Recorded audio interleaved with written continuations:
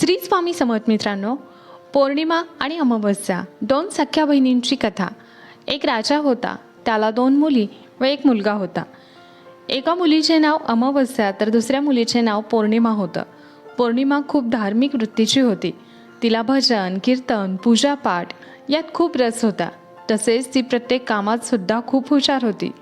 परंतु अमावस्येला हे सर्व काही आवडत नव्हतं. ती कधी ना भगवंताचं नाव घेत नसे किंवा कधी मंदिरात सुद्धा जात नसे. अमावस्येच्या वडिलांचं प्रत्येक कामात तिचा पाठिंबा राहत असे, परंतु वाईट कार्यासाठी पौर्णिमेचा मात्र विरोध राहत असे. तिला वाईट कामं आवडत नव्हती. राजाला वाटायचे की आपल्या विरोधात कोणी सुद्धा जात नाही, पौर्णिमा आपल्या विरोधात जाते. या गोष्टीचा राजाला खूप अपमान वाटत असे. म्हणून राजा फक्त अमावस्येचे लाड करायचा. तिचे सर्व हट्ट पुरवत असे. पौर्णिमेला अमावस्येचे पूर्वीचे जुने कपडे घालायला द्यायचा. काही दिवसात राजाच्या मुलाचे लग्न झाले. अमावस्या नवीन बहिणीला सुद्धा नेहमी घालून पाडून बोलत असे आणि सारखी कटकट करत असे. परंतु पौर्णिमा आपल्या बहिणीला घरकामात मदत करत असे.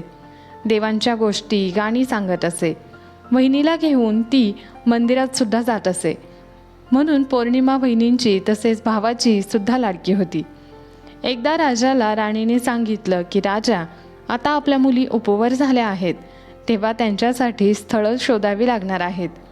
पौर्णिमाला देवाच्या मंदिरात जाणे किंवा भजन करणे, कीर्तन करणे, पूजापाठ करणे यात फार रस आहे. तिला एखाद्या गरीब घरातच द्या, कारण खूप श्रीमंत लोकांच्या घरी दिली तरीसुद्धा ती भिकारी चाळे काही सोडणार नाही. तेव्हा आपलीच बदनामी होईल. त्याशिवाय ती गरिबांच्या घरी बरोबर जमवून घेईल. श्रीमंताच्या घरी तिला जमवून घेणं अवघड होईल. म्हणून गरिबाच्या पदरात तिला टाकून द्या.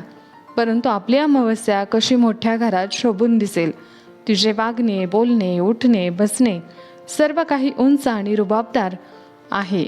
राजाला सुद्धा ती शोभेल अशीच आहे. त्याशिवाय तिला घरकाम येत नाही, म्हणून तिला एखाद्या राजाच्या राजकुमाराला द्या, तिथे बरोबर ती जुळवून घेईल. राजाने आपल्या पत्नीचे हे म्हणणे ऐकले आणि मुलींसाठी स्थळ शोधायला निघाला. पौर्णिमेसाठी त्यांनी एका झोपडीत राहणाऱ्या गरीब व्यक्तीची निवड केली. तर अमावस्येसाठी त्याच गावातील राजाचा मुलगा त्याने निवडला. दोघींच्या लग्नाची बोलणी करून राजा घरी परतला. राणीला त्याने सर्व सांगितले. राणी हे ऐकून खूप खुश झाली. थोड्या दिवसात दोन्ही मुलींचा विवाह एकाच मंडपात थाटामाटात पार पडला. पाठवण्याच्या वेळी अमावस्येला तिच्या आई वडिलांनी खूप धनसंपत्ती दिली, परंतु पौर्णिमेला काही दिले नाही आणि सांगितले की तू खूप देवदेव करतेस ना, तर मग पाहू तुझा देव तुला काय देतो. इतके दिवस तिकडे आरामात होतीस, आता सासरी गेलं की कळेल तुला, नुसते देवदेव करून काही होत नाही, असे म्हणून दोघींचीही पाठवणी केली. इथे अमावस्या अगदी सुखात, ऐश्वर्यात आणि वैभवात होती. तिच्या हाताखाली खूप सारे नोकर चाकर होते. फक्त तिने काही इशारा केला की ते काम लगेच पूर्ण होत असे. परंतु इकडे पौर्णिमेच्या घरात 18 विश्व दारिद्र्य नांदत होतं.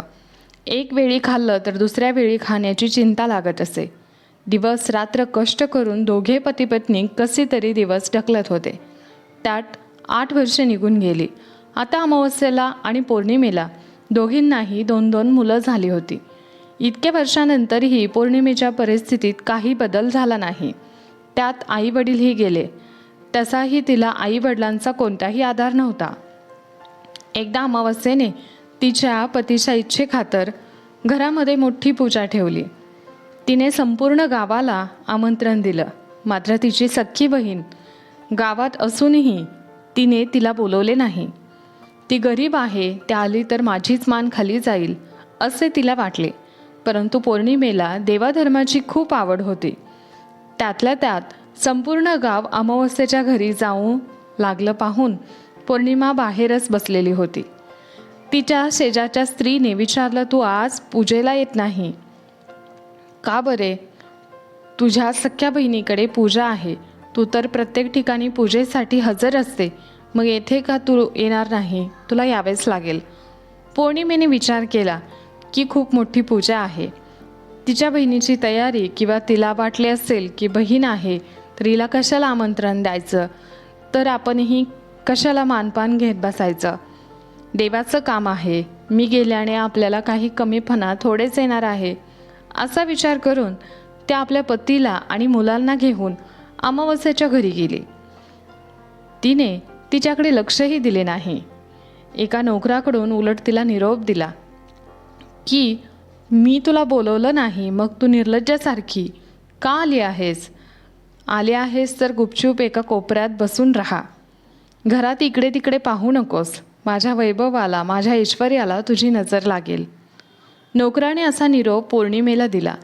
तिला फार वाईट वाटले, परंतु ती काहीच बोलली नाही. तिनं तिच्या नशिबाला दोष देत राहिली. भगवंताला म्हणाली, हे देवा, मी तुमची इतकी पूजा केली, आराधना केली, याचं तुम्ही मला हेच फळ दिलं का? माझी परिस्थिती कधी सुधारणार नाही का? किती दिवस मी हेच भोगत राहणार? उद्यापन संपले. सर्वांनी प्रसाद खाल्ला. पौर्णिमाला प्रसादही दिला नाही. ती तशीच निघाली. तिला खूप वाईट वाटलं याचं की तिचा पती आणि मुलेसुद्धा न प्रसाद खाताच आली.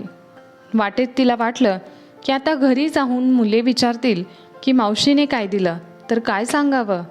म्हणून तिने आपल्या पतीला आणि मुलांना सांगितलं की मी खूप दिवसांपासून माझ्या माहेरी गेली नाही, म्हणून आज जाते. असे म्हणून त्या अर्ध्या रस्त्यातूनच ती बाहेरच्या रस्त्याला लागली. रस्त्याने जाता जाता तिला एक तुळस दिसली. तिथे एक म्हातारी बसली होती. तिने पौर्णिमेला आवाज दिला आणि सांगितलं, पोरी अगं, हे तुळशीचं वृंदावन खूप खराब झालं आहे बघ. तुळस अशी वाळत चालली आहे. जरा तेवढं वृंदावन स्वच्छ करून तुळशीला पाणी घातलं तर खूप चांगलं होईल. माझ्यानं आता इतकं उठवत नाही, म्हणून तुला सांगते ग पोरी. पौर्णिमेने लगेच संपूर्ण वृंदावन स्वच्छ केलं, धुवून टाकलं आणि तुळशीला पाणी टाकलं. सर्व परिसर स्वच्छ केला आणि जाण्यास निघाली. तर म्हातारीने विचारलं की कुठं निघाली आहेस तू? तेव्हा ती म्हणाली की मी माहेरी जात आहे, उद्या लगेच परत येईल. तेव्हा म्हातारीने पौर्णिमेला सांगितलं की त्यावेळी परत जाशील त्यावेळी मला येऊन भेट. पौर्णिमा हो म्हणाली आणि पुढे निघाली. तर तिला एक महादेवाचं मंदिर दिसलं. तिथे खूप वृद्ध म्हातारा बसलेला दिसला. त्या म्हाताऱ्याच्या दाढी मिशा वाढलेल्या होत्या. धोतर फाटलेलं होतं. काठीचा आधार घेऊन तो म्हातारा चालण्याचा प्रयत्न करत होता. तो पौर्णिमाकडे पाहून म्हणाला, जरा हे मला मंदिर झाडायला मदत करशील का? आणि मला आंघोळ करायची आहे, तर 2 बादल्या पाणी आणून देशील का? तिला कामाची सवय होती. तिने पटकन झाडू हातात घेतला आणि संपूर्ण मंदिर झाडून पुसून लख्ख केलं. त्यानंतर विहिरीतून 2 बादल्या पाणी काढून आणलं. बाबांना छान आंघोळ घातली. मग मंदिरात गेली. देवादिदेव महादेवांनाही स्नान घातले. तेव्हा तिने देव महादेवांचे पूजन केले आणि जाण्यास निघाली. तर ते बाबा तिला म्हणाले, अगं पोरी, जेव्हा परत येशील त्यावेळी मला भेटून जा. तिला हो म्हटलं आणि पुढे निघाली. तर पुढे तिला एक कालिंगा देवीचे मंदिर दिसलं. तिथे एक स्त्री बसलेली होती. तिने तिला सांगितलं की ही झाडावरची फळं तोडण्यासाठी माझी मदत करशील का? तेव्हा पौर्णिमा तिथे गेली. झाडावरची सर्व फळे तोडली. खाली पडलेला पालापाचोळा झाडून स्वच्छ केला आणि संपूर्ण परिसर स्वच्छ करून जाण्यास निघाली. तर ती स्त्री तिला म्हणाली, तू जेव्हा कधी परत येशील तेव्हा मला भेटून जा. तिलाही ती हो म्हणाली आणि निघाली. एक नदी आडवी आली. नदी तिच्या पलीकडे तिचे माहेर होते. तीच नदी. आता काय करावे असा विचार करत असतानाच तिला तिथे एक म्हातारी दिसली. ती शांतपणे तिथे बसलेली होती. तेव्हा ती दुसरी तिसरी कोणी नसून साक्षात गंगा माता होती. ती म्हातारीकडे गेली आणि तिला विचारलं, आजी, तुम्ही इथे अशा का बसल्या आहात? तेव्हा त्या म्हातारीने सांगितलं, मला नदीकडे बघून खूप वाईट वाटत आहे. सर्वजण येतात आणि नदीमध्ये घाण टाकतात. नदी अस्वच्छ करतात आणि निघून जातात. नदी कोणीही स्वच्छ करत नाही. पौर्णिमेला सांगितलं. पौर्णिमा म्हणाली, इतकंच ना, चला तर मग मी नदी स्वच्छ करते. नदीत टाकलेले कपडे, घाण सर्व काही एका ठिकाणी काढले. नदी अगदी स्वच्छ दिसू लागली. म्हातारीने पौर्णिमेला विचारलं, तू कुठे जात आहेस ग पोरी? तेव्हा सांगितलं, नदीच्या पलीकडे माझं माहेर आहे, मला तिथे जायचं आहे, परंतु कसे जावे तेच समजत नाही. तोच म्हातारीने एक नाव बोलवली. संपूर्ण फुलांनी भरलेली होती ती नाव. म्हातारीने तिला सांगितलं, जाताना मला भेट आणि मगच जा. तिने हो म्हणून सांगितलं. नावेत बसली, माहेरी गेली. नंदेला पाहून वहिनीला फार आनंद झाला. तिने तिचा आदर सत्कार केला. खूप दिवसांनी नणंद घरी आली म्हणून तिने पटापट स्वयंपाकही केला. पौर्णिमेनेही वहिनीला स्वयंपाकात मदत केली. त्यांनाही फार आनंद झाला. तिने फळं आणली होती. खूप दिवसांनी आत्या घरी आली म्हणून मुलांनीही आत्याबरोबर मनसोक्त गप्पा मारल्या. बहीण भाऊ कितीतरी वेळ बोलत बसले. वहिनी नजरेनं हा कौतुक सोहळा पाहत होती. दुसऱ्या दिवशी पौर्णिमा आपल्या घरी जाण्यास निघाली तर तिच्या बहिणीने तिला भरपूर खाऊ आणि मिठाई बरोबर दिली आणि एक लाल रंगाची साडी नेसायला दिली. भरल्या मनाने बहिणीला आशीर्वाद देऊन सासरी जाण्यास निघाली. नदीकडे आली तर तिथे फुलांची बोट हजरच होती. त्या बोटीमध्ये बसली आणि नदीच्या पलीकडे निघाली. त्या म्हातारीने तिला एक गाठोडं दिलं आणि सांगितलं, यात काही वस्तू आहेत, त्या तुला घे. माझ्याकडे पडल्याच आहेत, मी एकटीच आहे, याचं काय करावं म्हणून तूच घेऊन जा, परंतु घरी गेल्यानंतरच गाठोडं उघड, असं म्हणून म्हातारी निघून गेली. नंतर पौर्णिमा पुढे गेली. तिला कालिका देवीच्या मंदिराकडे ती स्त्री दिसली. तिनेही एक गाठोडं दिलं. एक मोठी टोपली घेतली, त्यामध्ये तिनेही गाठोडे ठेवले आणि डोक्यावरती घेऊन ती निघाली. पुढे गेली तर देवांचे देव महादेवांच्या मंदिराबाहेर बसलेला तो म्हातारा दिसला. त्यांनी एक मोठे गाठोडं बांधून ठेवलं होतं. ते गाठोडं पुढे घेऊन गेल्यावर तुळशीपुढे ती गेली. तिथेही म्हातारी दिसली. तिने एक गाठोडं दिले. असे सगळे मिळून 5 गाठोडे घेऊन ती घरी आली. सर्वात आधी तिने माहेरचं गाठोडं उघडलं. त्यात मुलांसाठी खाऊ आणि मिठाई होती. ती मुलांना आणि पतीला दिली. नवीन कपडेही होती. आता तिने नदीवरी बसलेल्या आजीबाईंनी दिलेलं गाठोडं उघडलं तर त्यामध्ये सर्व उंच वस्त्रे होती. सुंदर सुंदर साड्या होत्या. सर्व सौभाग्याचे अलंकार होते. सुकामेवा होता. आता तिने 3रे गाठोडे उघडले, जे साक्षात देवादिदेव महादेवांनी तिला दिलं होतं. त्या गाठोड्यामध्ये खूप धनसंपत्ती, पैसा अडका होता. त्याशिवाय आनंद, सुख आणि समाधान होतं. सर्वांचं हृदय अगदी भरून आलं. सर्वांच्या चेहऱ्यावरती सुख आणि समाधान पसरलं. आता तिने तुळशी मातेने दिलेले गाठोडे उघडले. त्यात धान्याच्या राशी होत्या. तिच्या घरात खूप संपत्ती, पैसा अडका, अन्नधान्य सर्व काही आलं. तिची परिस्थिती सुधारली. त्याच्या घरातील धन वाढत चाललं होतं, ते संपत नव्हतं. तिनेही एकदा विचार केला की मीही एकदा पूजा करते, सगळ्यांना आमंत्रण देते. इतरांच्या घरी पूजेसाठी तर मी नेहमीच जाते, आपल्या घरी पूजा करावी यासाठी तिने खूप मोठ्या प्रमाणावरती पूजेचं आयोजन केलं. वहिनीला आणि भावाला बोलवलं, अमावस्येला सुद्धा बोलवलं. नंतर खूप मोठा प्रसादाचा कार्यक्रम झाला आणि त्यानंतर सर्वांना एक एक मूठभर रत्ने, मोती आणि पवळे दिले. अमावस्या तर आश्चर्यचकित झाले. बापरे, एवढे हिरे मोती ही वाटत आहे. मी इतकी श्रीमंत असूनही हे सगळं वाटलं नाही. हिच्याकडे कुठून एवढी धनसंपत्ती आली? म्हणून तिने ठरवले की मी पौर्णिमेला विचारून पाहते. पौर्णिमेला विचारलं की हे सर्व आता तू कुठून आणलं? इतकं कुठून आणलं? आजपर्यंत कोणीही अशी दक्षिणा कोणी कोणाला दिली नाही. आज जो प्रसाद भेट म्हणून तू सर्वांना रत्ने आणि माणिके वाटत आहेस. त्यावेळी तिने सर्व हकीकत आपल्या बहिणीला सांगितली. बहीण तर प्रसाद न घेताच तिथून निघून गेली. तिने विचार केला की मी सुद्धा उद्या लगेच जाऊन अशी सर्व धनसंपत्ती गोळा करून घेऊन येईल. तिच्या मनात तेच चालू होते. दुसऱ्या दिवशी ती माहेरी जाण्यास निघाली तर रस्त्यामध्ये तिला तुळशी दिसली. तुळशीजवळ एक म्हातारी बसली होती. तिने तिला सांगितलं की पोरी, जरा वृंदावन स्वच्छ कर आणि तुळशीला पाणी टाक. तेव्हा ती म्हणाली, आम्ही असली कामं करत नाही. तिला सांगितले, बाई मी असली कामं करणार नाही. तुला काही वाटतं का? आपण कोणाला काय सांगत आहोत? माझे कपडे खराब होतील, मला वेळसुद्धा नाही. चल जा, तुझं काम तूच कर, असे म्हणून ती पुढे निघाली. तिला देवाधिदेव महादेवांच्या मंदिरात असलेला एक वृद्ध म्हातारा दिसला. त्यांनीही तिला मंदिर परिसर झाडायला सांगितलं.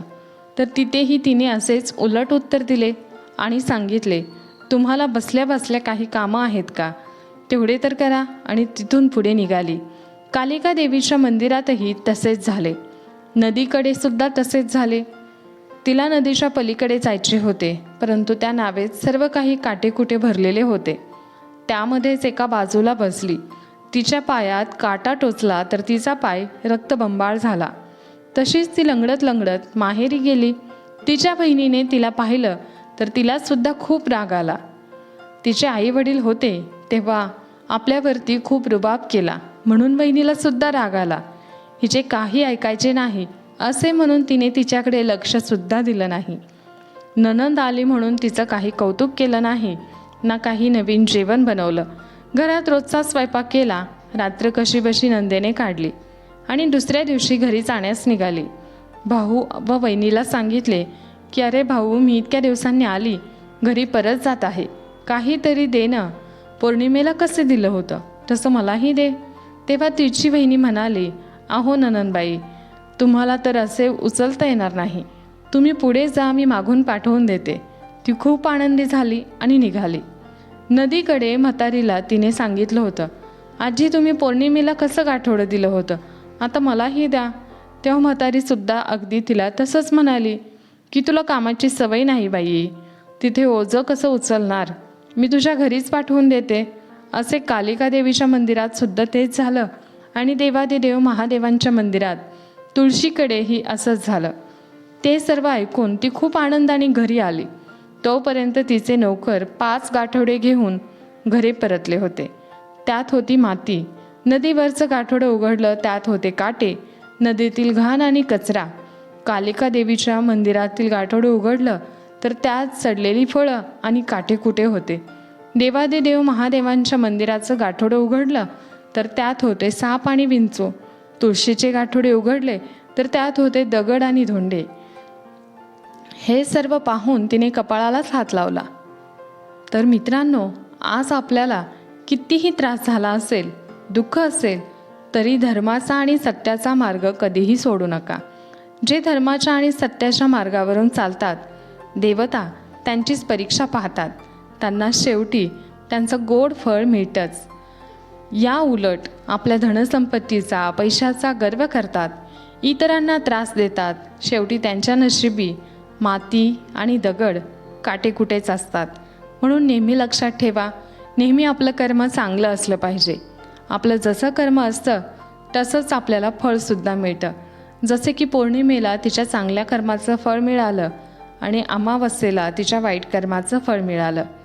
ही कथा तुम्हाला कशी वाटली, तुमच्या प्रतिक्रिया आम्हाला नक्की कळवा. हा व्हिडिओ तुम्हाला आवडला असेल तर या व्हिडिओला एक लाईक करून चॅनलला सबस्क्राईब नक्की करा. तसेच कमेंट बॉक्समध्ये श्री स्वामी समर्थ नक्की लिहा. धन्यवाद. श्री स्वामी समर्थ. जय जय स्वामी समर्थ.